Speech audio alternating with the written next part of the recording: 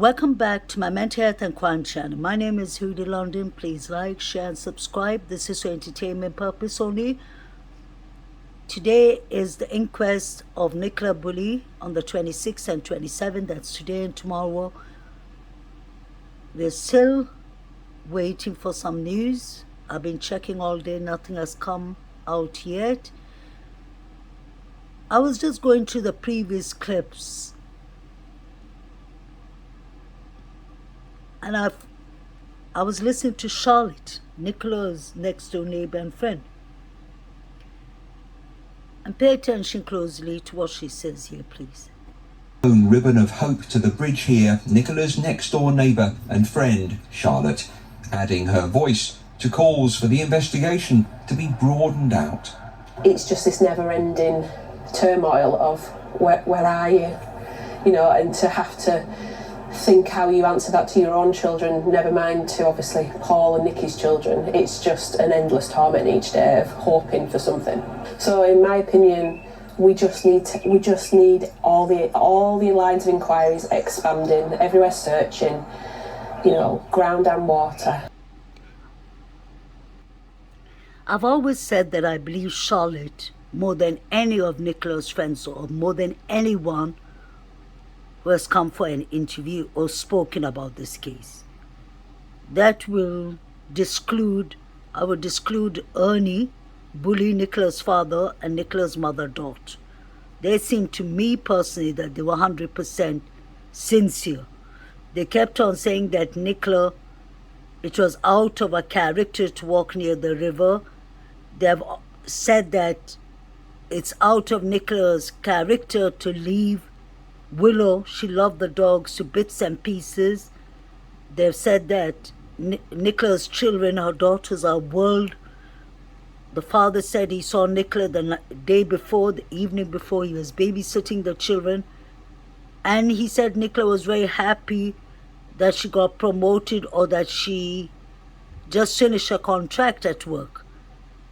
So I wonder if this could have had anything to do with Nicola's workplace, since she was in the work meeting. But I find it very interesting what Charlotte said.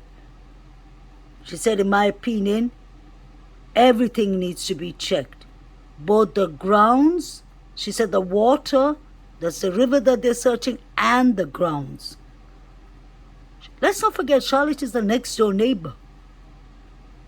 I'm sure Nicola Bulley and Charlotte was practically like sisters.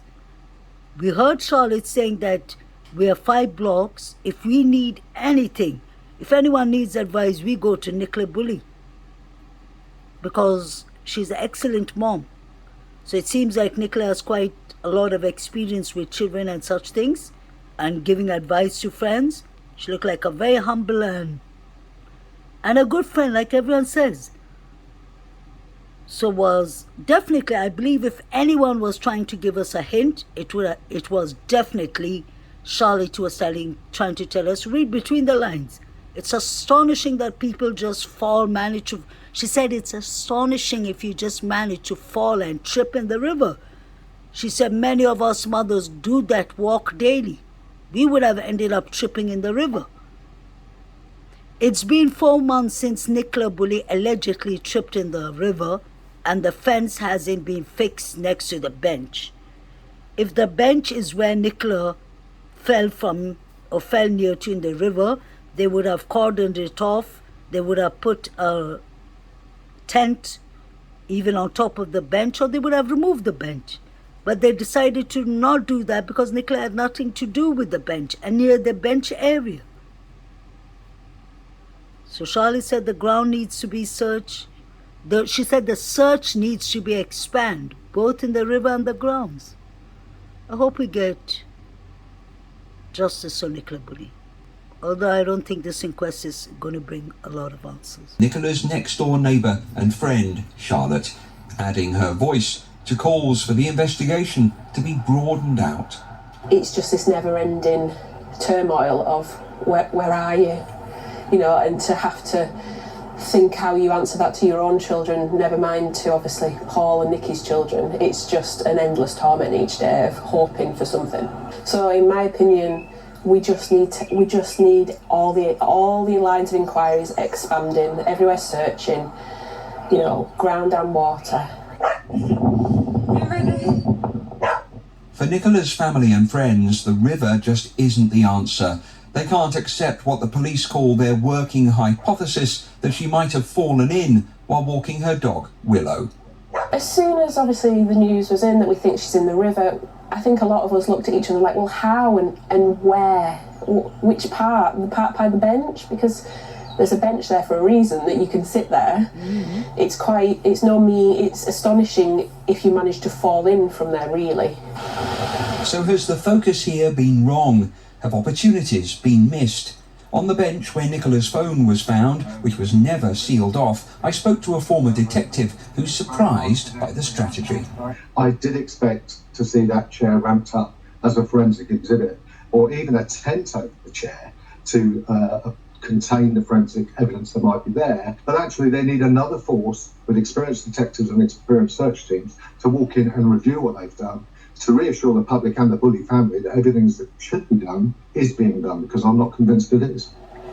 We may have seen police activity in recent days, but there's been no press conference for a week now, and we've still not heard from the lead detective, the senior investigating officer. What Lancashire Police do say is that there's no evidence of third-party involvement.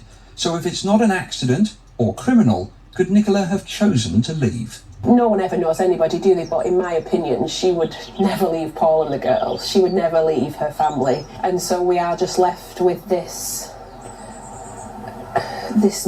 mystery that she's almost vanished into thin air.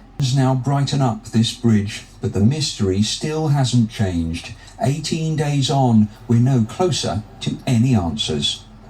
Well, you heard in my report from that former detective who says that he believes another police force should have been brought in by now, given the size and the very high profile of this investigation, to work with Lancashire Police to review their strategy and their decision making. Now, as far as we know, that hasn't happened. Instead, they point out that they're working closely with the National Crime Agency and National Search Advisors, who are getting an overview of this investigation. On that other issue, when it comes to the lead detective, the senior investigating officer, the SIO as they're known, I have to say, to be honest, it is a little bit odd that we haven't heard from the SIO yet in this case. We haven't seen them or heard from them at one of the press conferences. But this morning, speaking to Nicola's friend and next door neighbour Charlotte, she does say that she is supportive of the police, as are the family. But here we are now in week 3 of this investigation. I have a question, especially for the people who live in the United Kingdom.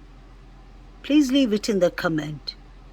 Aren't double-decker buses supposed to have cameras? Look at the bus behind the reporter, and that bus is driving into Garston Road. Every bus, especially in London, and I'm sure that's outside London too, has CCTV cameras. Let's not forget that. That is how Sarah Everton's case was solved. The girl who was abducted from South London in COVID time around 2020, and trigger warning, she was raped and killed by that former Met police officer. The only way they solved that crime, and the only way they could find missing Sarah Everton, was through the double-decker bus in South London. The double-decker, the red buses in London, stopped at a traffic light, and he saw Sarah near, I think, was it the tube station or something? Sarah, and then the former police officer comes and pretends to ask her questions and abducts her, follows her. That case was solved by the bus. Please let me know what you know, what you'll think, because I think this is important. They're searching for dash cams. They were appealing for that. But you couldn't get anything better than the dash cam and CCTV footages from the UK buses. Let me know what y'all think. Please like, share and subscribe.